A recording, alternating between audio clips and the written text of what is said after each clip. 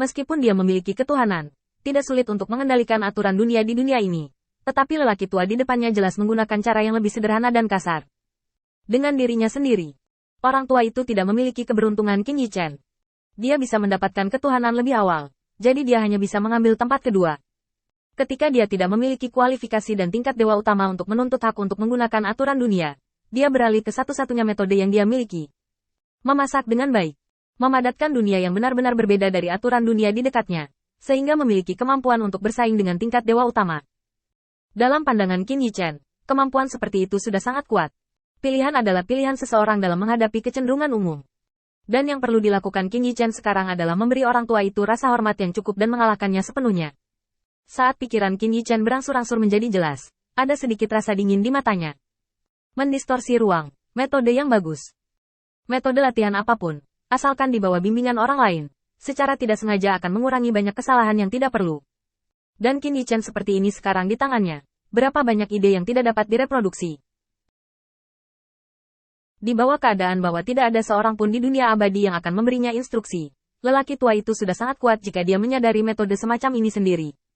Setidaknya biarkan Qin Yichen mundur sendiri selama bertahun-tahun, dan sulit untuk memiliki terobosan serupa. Terutama cara ruang, kesulitan pemahaman berada di atas. Kecuali ada instruksi dari klasik, dan lelaki tua itu jelas tidak memilikinya.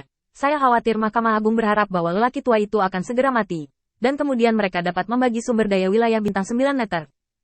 Qin Yichen melihat pemandangan di depannya dengan ringan, menggelengkan kepalanya, dan membuang pikiran-pikiran yang mengganggu ini dari benaknya. Saat ini, prioritasnya adalah mengalahkan orang tua itu. Buka telapak tangan Anda, dan pisau pendek yang tak terhitung jumlahnya mengembun dari udara tipis. Selama bukan aturan dunia ini, selama aturan dunia yang diubah secara paksa oleh satu orang, pasti ada jejak yang harus diikuti. Setelah menemukan aturan ini, aturan dunia di pihak orang tua akan menjadi hiasan, dan kemudian Qin Yichen akan dapat melakukan banyak hal. Pergi.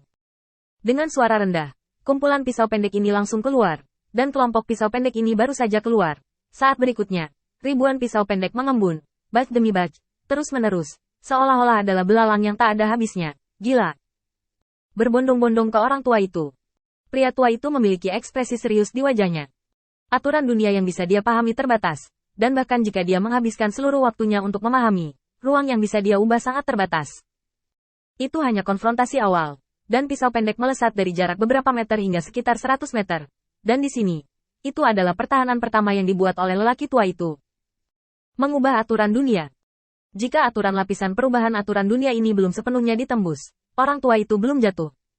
Pria tua itu menarik napas dalam-dalam, janggut putihnya tersapu oleh hembusan angin, dan jubahnya ditarik oleh angin.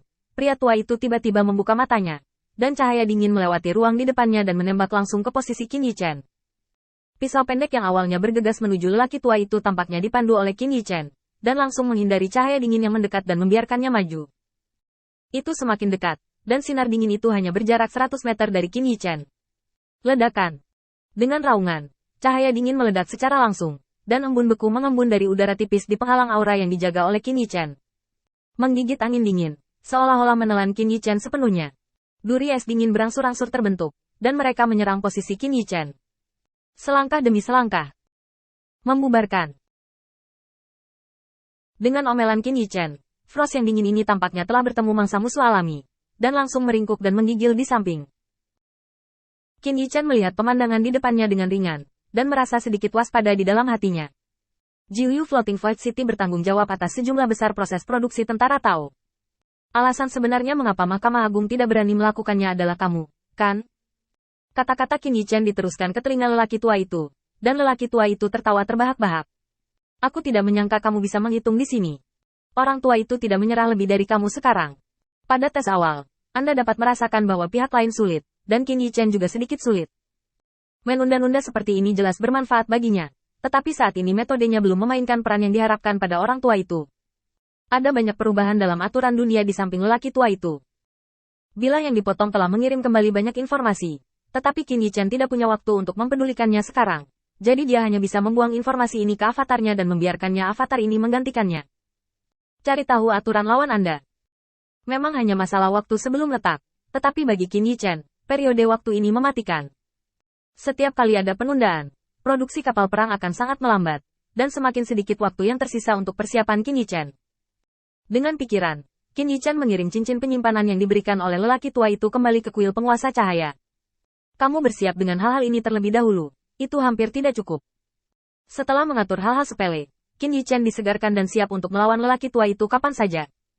Qin Yichan melihat pemandangan di depannya dan menggelengkan kepalanya. Aku di sini untuk bertarung denganmu. Jangan khawatir. Qin Yichan tersenyum. Sekarang dia tidak perlu khawatir. Dia perlahan bisa bertarung dengan lelaki tua itu. Dan dia juga bisa menghilangkan keinginannya untuk bertarung.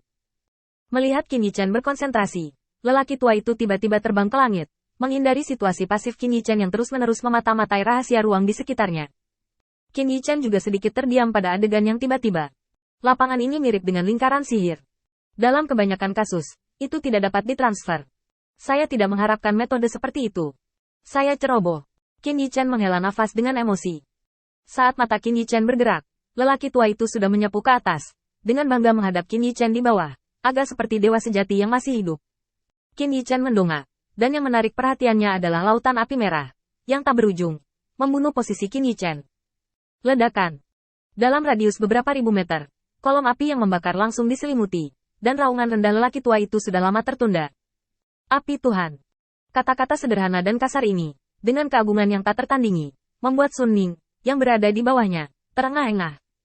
Tapi dia memblokir gelombang panas yang masuk dengan satu tangan, membuka matanya dengan keras kepala, dan menatap sosok kecil di langit. Tepatnya, itu bukan sosok manusia, tapi ladang merah tua yang tampak seperti matahari.